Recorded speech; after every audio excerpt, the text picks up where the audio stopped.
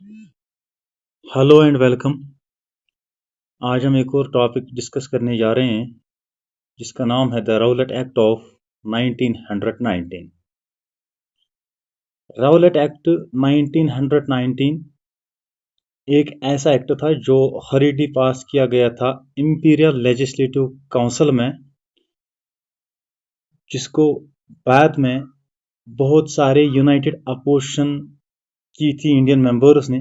क्योंकि legislative council में कुछ इंडियन मेंबर्स भी थे, उन इंडियन मेंबर्स ने इस फेमस राउलेट एक्ट को बहुत अपोजिशन की। इस अपोजिशन पे कोई असर ही नहीं पड़ा ब्रिटिश गवर्नमेंट पे। इस एक्ट में क्या लिखा था?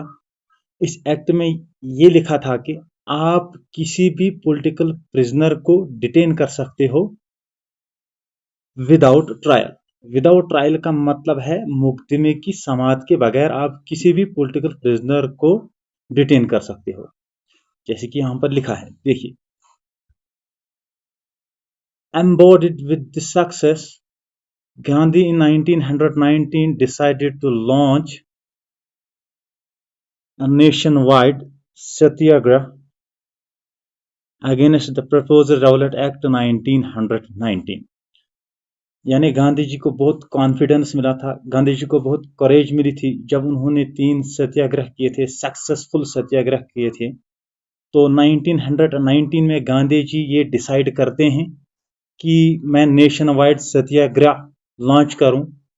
किसके खिलाफ?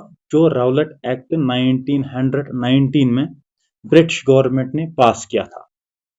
जैसे कि मैंने आपको भी बताया था कि ये एक्ट हरीडली पास किया गया था इंपीरियल लेजिस्लेटिव काउंसिल के जरिए। यहाँ पे देख सकते हैं, the act had been hurriedly passed through the imperial legislative council despite the united opposition of the Indian members। यानी जो ये एक्ट था, राउलेट एक्ट ऑफ 1919, ये इंपीरियल लेजिस्लेटिव काउंसिल में हरीडली पास किया गया, यानी बहुत जल्द पास किया गया।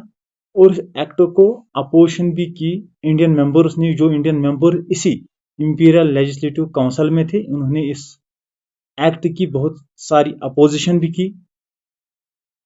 It gave the government enormous power to repress political activities and allowed detention of political prisoners without trial for 2 years।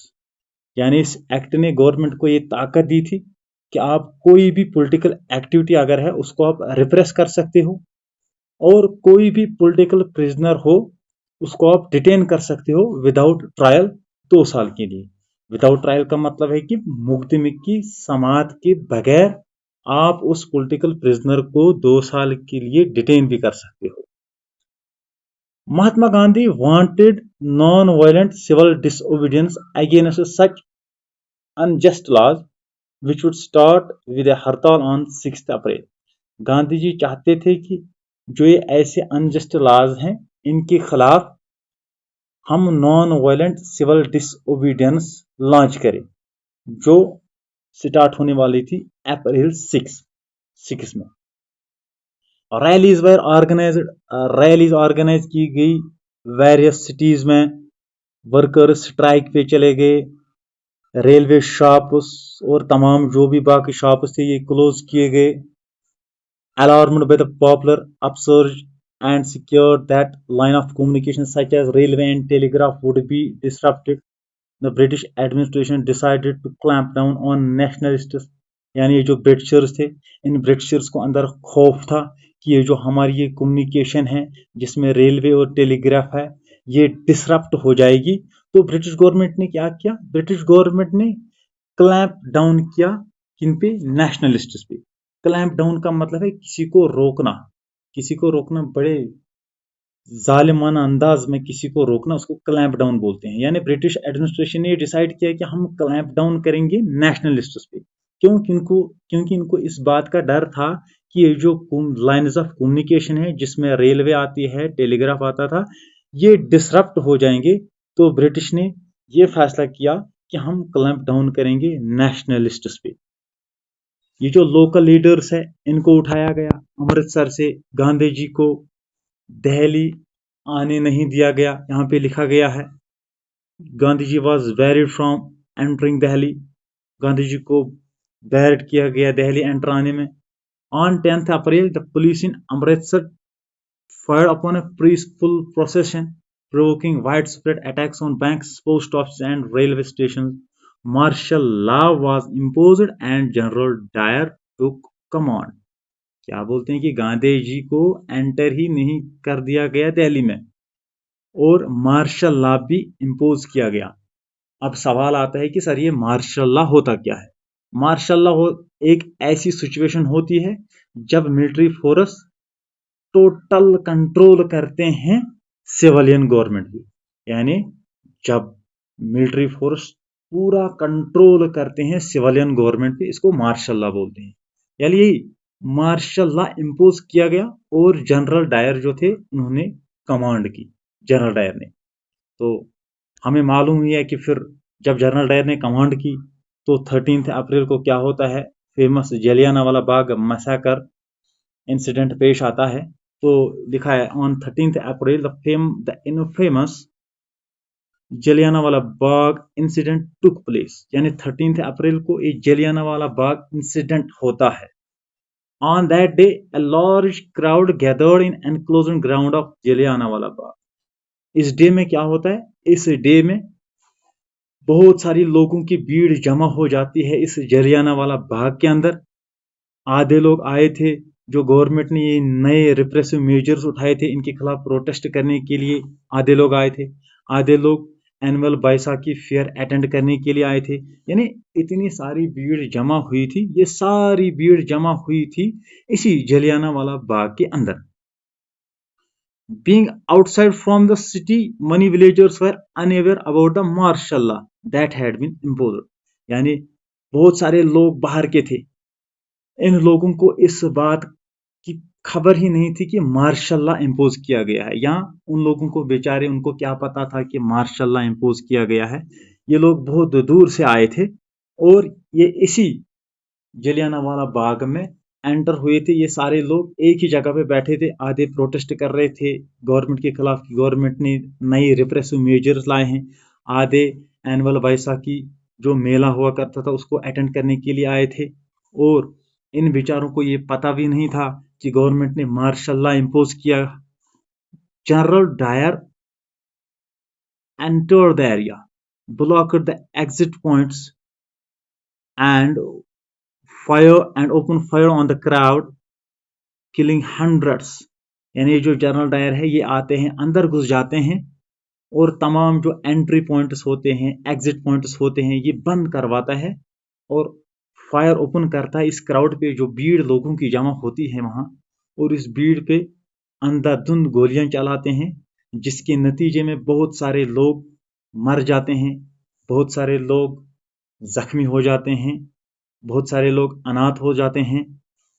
इस जबरदस्त जो फायर ओपन किया था जनरल डायर ने, जालिमाना अंदाज में इन मासूमों पे गोलियां चलाई जनरल डायर ने, इसे बहुत सारी किलिंग हुई इस जलियांवाला बाग में। His object, as he declared later, was to produce a moral effect to create in the minds of Satyagraha feeling of terror and awe. यानी जब ये जनरल डायर इन लोगों को मारता है वहां, तो बाद में भी अपनी तरफ से बयान देते हैं कि मैंने इनको इसीलिए मारा, मैंने इनके माइंड्स में ये क्रिएट करना था कि टेरर क्रिएट करना था। अरे टेरर क्रिएट अगर करना था तो इतने लोग आपने इतने लोग मारे, ये थोड़ी ना होता है, ऐसे लोगों को क्या मारते। इतने बहुत सारे लोगों को मारा ये जनरल डायर ने।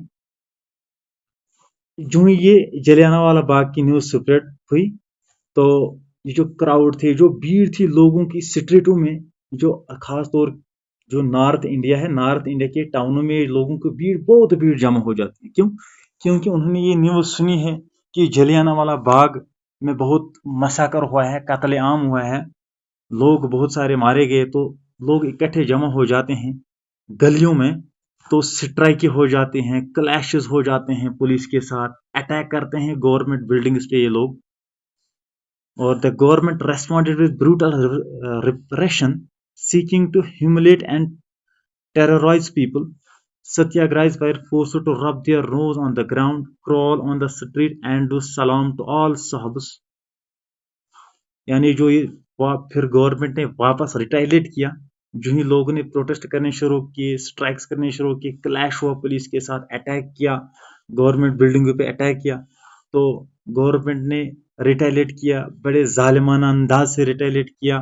तो सत्याग्रह जो थे इनको फोर्स किया गया कि अपनी जो नाक है ये रब करो ग्राउंड पे, क्राल करो स्ट्रीट्स में, क्राल करो, रेंगते रेंगते चले जाओ और सलाम करो तमाम जो साहबा जो साहिब्स थे।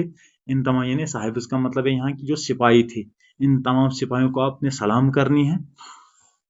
जो ही गांधी जी ये सारा कुछ देखते हैं तो गांधी जी कॉल्ड ऑफ करते हैं ये मूवमेंट। यानी ये गांधी जी बोलते हैं कि नहीं, ये मूवमेंट नहीं चलानी अब, क्योंकि गांधी जी देख रहे हैं कि लोगों में ज्यादा गुस्सा आ रहा है इस वक्त, और वहां से गवर्नमेंट भी रिटाइलेट कर रही है ब्रूटल तरीके से, गवर्नमेंट भी उस तरफ रिटाइलेट कर रही है। तो गवर्नमेंट कॉल ऑफ करते हैं इस मूवमेंट को। तो इसके बाद, while the Rowlatt Satyagraha had been a widespread movement, it was still limited mostly to cities and towns। क्या बोलते हैं इसमें, इसमें ये बोलता है कि जो ये रवलट सत्याग्रह था, क्योंकि हम देख पा रहे हैं कि ये जो रवलट सत्याग्रह था ये एक वाइड स्प्रेड मूवमेंट थी, लेकिन फिर भी ये लिमिटेड थी कहाँ तक, खाली सिटीज और टाउन्स तक ये लिमिटेड थी। Mahatma Gandhi now felt the need to launch a more broad based movement in India. तो गांधी जी को लगा कि अब मुझे एक और मूवमेंट लॉन्च करनी पड़ेगी, एक और मूवमेंट इस इंडिया में, भारत में एक और मूवमेंट हमने लॉन्च करनी है। But he was certain that no such movement could be organized without bringing the Hindus and Muslims closer together। लेकिन गांधी जी को ये पता था कि अगर मैं मूवमेंट लॉन्च करूं, मूवमेंट लॉन्च करने से पहले मुझे पहले हिंदुओं और मुस्लिम्स को इकट्ठा करना है, इनको यूनाइट करना है, तब जाके जो मैं मूवमेंट लॉन्च करूं वो मूवमेंट दूर दूर तक फैलेगी, पॉपुलर हो जाएगी, उस मूवमेंट से भारत को फायदा पहुंच सके। On way of doing this, she felt was to take up the खिलाफत इशू। तो गांधी जी ने गनीमत समझा यहाँ, गांधी जी ने उठाया खिलाफत इशू।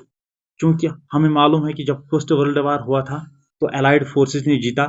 जो ही अलाइड फोर्स ने जीता तो इन्होंने फिर टर्की में जो खिलाफा हुआ करता था, जिसको मुस्लिम लोग स्पिरिचुअल लीडर मानते हैं खिलाफा को, इस खिलाफा को हटाया था ब्रिटिश ने।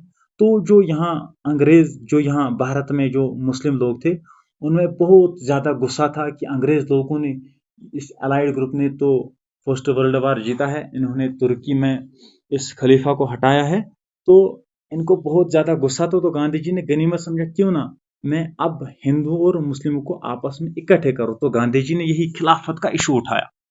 The first world war had ended with the defeat of Ottoman Turkey. तो अभी मैंने बोला कि ये जो फर्स्ट वर्ल्ड वॉर एंड हुआ तो उसमें ओटोमन तुर्की की डिफीट हुई थी। And there were rumours that harsh peace treaty was going to be imposed on the Ottoman Empire. ये भी रूमर था कि एक हार्श पीस ट्रीटी जो है ये इम्पोज की जाएगी अब ओटोमन एम्पायर पे, ओटोमन अम्पायर पे यही इम्पोज की जाएगी अब। The spiritual head of the Islamic state the khalifa, यही कि बोलते हैं कि तुर्की पे अब जो हारिश रूमर है ये इम्पोज होने वाली है। To defend the khalifa's temporal powers, a Khilafat committee was formed in Bombay in March 1919। यानी इस खिलाफा की टेम्पोरल पावर को डिफेंड करने के लिए खिलाफत कमेटी बनाई गई थी बम्बई में 1919 को। एक यंग जनरेशन मुस्लिम लीडर्स की, जिसमें ब्रदर्स आते हैं, अली ब्रदर्स, एक का नाम होता है मोहम्मद अली और दूसरे का नाम होता है शौकत अली। यही मोहम्मद अली और शौकत अली, इनको इनको माना जाता है कि ये फाउंडर्स है खिलाफत मूवमेंट की इंडिया में। यही इन्होंने गांधी जी के साथ डिस्कस करना शुरू कर दिया कि हम तमाम जो लोग हैं हम इकट्ठे कैसे हो जाएंगे और ये इशू उठाएंगे हम। गांधी जी ने क्या किया, गांधी जी ने ये इस मौके को देखा और गांधी जी ने सोचा, क्यों ना मैं अब तमाम जो मुस्लिम है इनको मैं एक ही अम्ब्रेला के अंडर ले आऊं, तमाम जो मुस्लिम है और ये हिंदू है इनको मैं इकट्ठे मिला के एक ही अम्ब्रेला में लाऊं।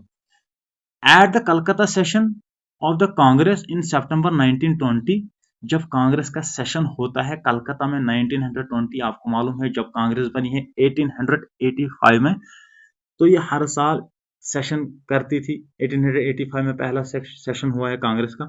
तो 1920 में कांग्रेस का एक सेशन होता है कलकत्ता में। तो गांधी जी क्या करते हैं?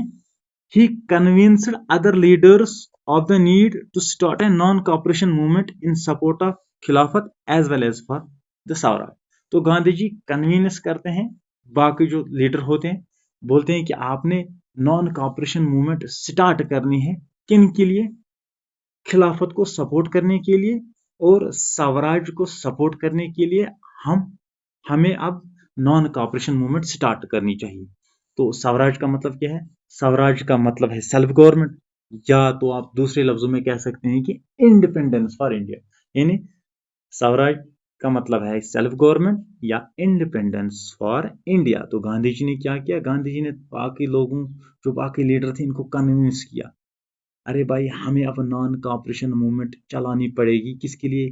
खिलाफत की सपोर्ट के लिए और स्वराज के सपोर्ट के लिए हम अब एक और मूवमेंट चलाएंगे। उस मूवमेंट का नाम है नॉन कॉपरेशन मूवमेंट। तो आपके एग्जाम पॉइंट ऑफ व्यू से ये एमसीक्यू पूछा जा सकता है कि बताइए ये जो ये खिलाफत मूवमेंट है ये किसने लॉन्च की इंडिया में? तो इसके डायरेक्ट आप आंसर करके आना कि अली ब्रदर से, मोहम्मद अली एंड शौकत अली। तो ये भी कह सकते हैं कि बताओ किस सेशन में गांधी जी ने डिस्कस किया बाकी लोगों के साथ कि अब हमें नॉन कॉपरेशन मूवमेंट स्टार्ट करनी पड़े। तो आपको टिक करके आना है कि कलकत्ता सेशन जो हुआ था सितंबर 1920 में, उसी में गांधी जी ने ये फैसला लिया था बाकी लोगों के साथ कि हम नॉन कॉपरेशन मूवमेंट स्टार्ट करेंगे खिलाफत को सपोर्ट करने के लिए और स्वराज को सपोर्ट करने के लिए। तो यही था आज कुछ हमारा लेक्चर। तो मिलते हैं अब किसी और वीडियो में, तब तक के लिए खुदा हाफिज, बाय।